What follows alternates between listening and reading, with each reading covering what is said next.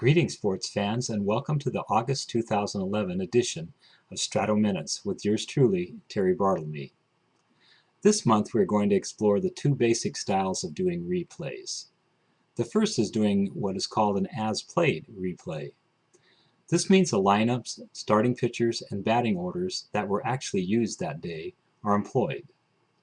To do this, the updated rosters must be used with the options for automatic lineups and automatic transactions enabled. The as-played style can be used by those that play with cards and dice, but it requires a bit more time looking up transactions and daily lineups on websites such as baseballreference.com. What are the perceived advantages of playing in the as-played style? Number one, it's a time saver. To have the lineups, batting order, and starting pitchers already set and ready to play.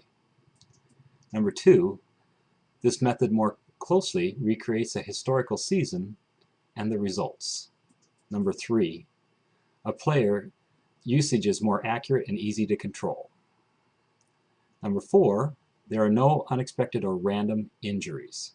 Number five, you have to deal with more of the same problems and roster movements as the real manager did. Example, the manager did not have the advantage of knowing each player's final season statistics when selecting a pitch hitter. Number six, you get to see how players actually develop and how roster changes affected the team. Example, you can see how a player such as catcher Tim McCarver began to develop and get starts against left-handed pitchers. What are some of the perceived disadvantages of playing as-played style? Number one, the automatic lineups may contain players that would not have played in those games if their team had been in a close pennant race in real life. The second basic way to play is what I will call the what-if style. When playing in this way, the automatic lineups are turned off. Automatic transactions option may still be used. What are some of the perceived advantages of playing in a what-if style? Number one, you have more freedom to manage the team the way that you like.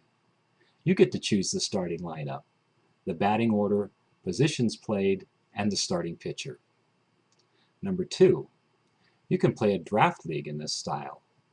Number three, you can play mixed league with teams from different eras and seasons.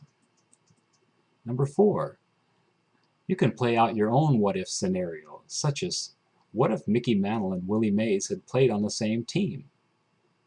What if the 1934 season had been integrated with players from the old Negro Leagues? What if I could get more run production if I changed the batting order? What if a favorite player had not been injured?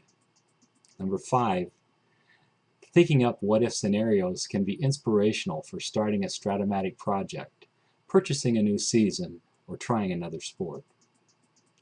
What are the perceived disadvantages to playing in a what-if style?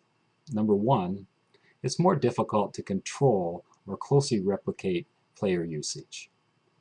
Number two, if the injury option is used, it can be unpredictable or take a player out for too many games. There's really no right or wrong way to play Strat-O-Matic games. Be open to experimenting with each mode of play. Then you can discover which style that you like the most and enjoy playing the games your own way. Please send your tips and ideas for future Strat-O-Minute video blogs to stratominutes@hotmail.com. For Strat-O-Matic, this is Terry Bartlemy. Thank you for joining me for Strat-O Minutes.